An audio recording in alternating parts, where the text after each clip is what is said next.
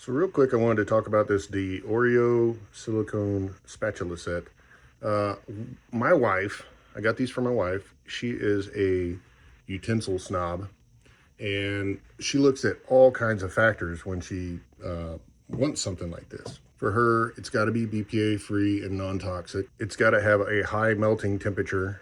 This one is 600 degrees, so you can do whatever you need to do and not melt your spatula. And then comes in the strength and ergonomics of the item.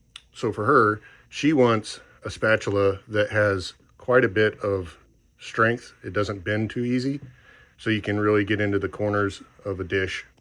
She also cares a lot about the general shape. And if you notice, this one is it's a slim line.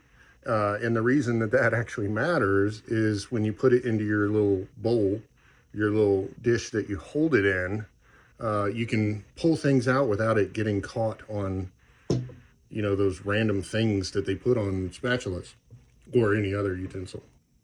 The last thing I'll say about this little set is I think you really get one item for everything you could need. A mayonnaise jar. This one would be good for, your spaghetti sauce mixing. And unlike a lot of the silicone stuff out there, this stuff is dishwasher safe. So use it, throw it in the dishwasher and go.